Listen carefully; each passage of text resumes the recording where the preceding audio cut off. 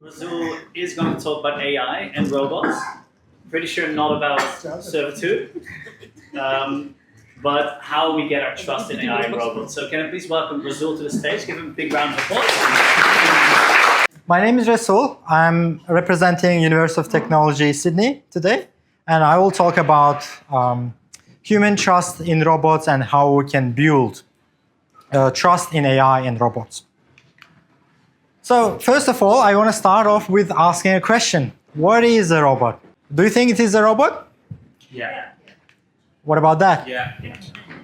What about that? Yeah. What about this? Yeah. What about this? Yeah. What about now? What about this? CNC machines. But the actual definition of robot is that a machine that can sense the environment, and it has capability to use the sensor information. And finally, it has to do an action. It has to perform an action. So what do these robots do? They dance. Nowadays, pretty popular.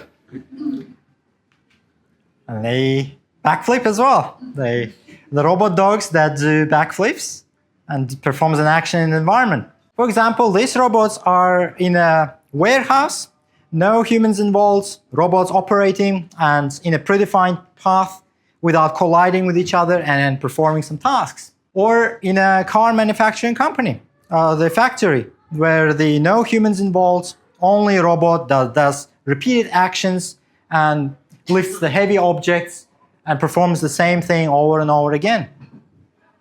So what is the problem? Well, this is the problem. You can see that some patients come in and go, and some urgent situations happen, and this happens all the time. If we want to solve these problems in the world where there is chaos, we want more intelligence. To achieve more intelligence, we want more compute.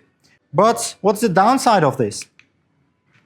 The downside is to perform these quite simple actions that a child can do, required robots to be trained, to be taught by demonstration data. And that those data came from humans. Humans actually performing those tasks. And it took 20,000 hours of human demonstrations. If you consider one human and calculate amount of years a human would take to demonstrate this task over and over again, it will be more than 2 years. Well, we have problems. We have problems in the environment as such chaotic. As you can see, the lab environment took a lot of compute, a lot of data, but how do you resolve these problems in the healthcare or other sectors? Or as you can see, in the construction field, it's quite chaotic and human physical power is still used. The question is, how do we get from these labs where robot does simple tasks, require a lot of demonstrations, a lot of compute, to actually solving real problems? So what is the solution? How do we resolve these issues? To solve these problems where a lot of humans are involved, and it's quite complex, let's first start off with people.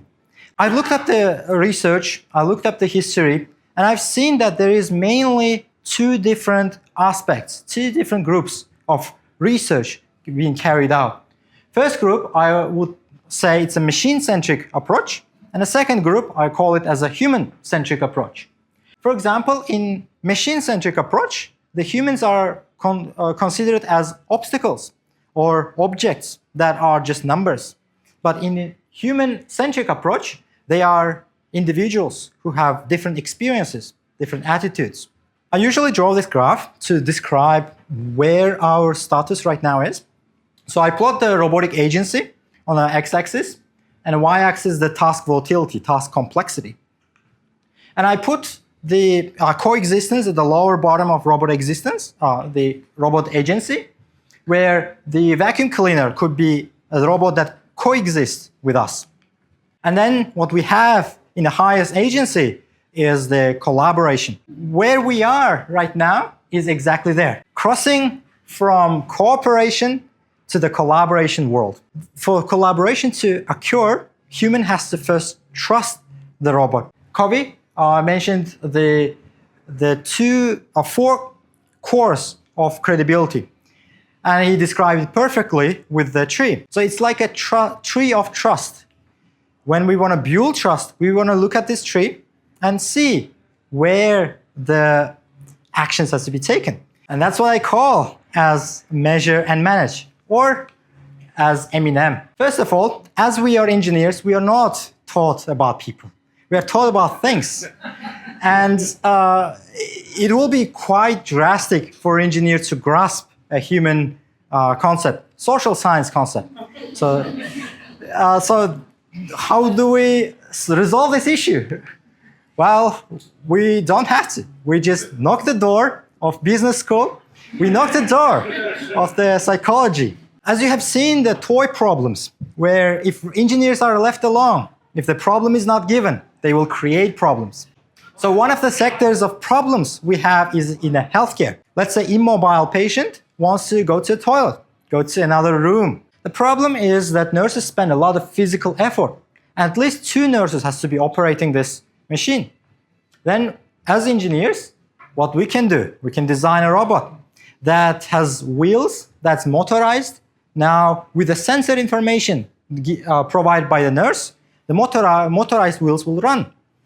And then the robot, the hoist robot, has a camera attached to it. So we can now analyze facial expressions, behaviors of nurses to measure trust. We recruited 30 nurse students, and then we asked them to perform the task of moving immobile patient from the bed to the chair and back to the bed. As a summary slide, I want to reflect upon what was the problem, what was the solution, and how whole presentation today is wrapping up. So, as I mentioned, there are technologies that's been advanced so rapidly, but the adoption of technologies, the usage of technology is still lagging behind, especially in certain sectors as a construction field or the healthcare. If we go along with the machine-centric view, technology-centric view, then we will end up with advancements in technology where there is a lack of technology being adopted, which will be disused by the many. When was the first mention of the word robot? 1920s Czech sci-fi writer, forgot his name. That's actually 100% correct. That's fantastic. I didn't know that. I looked it up. When Do you remember his name?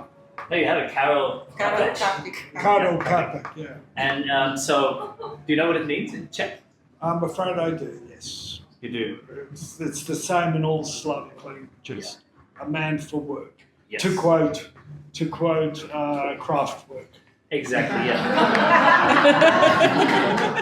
Man So- machine, if you know the Kraftwerk album, yes.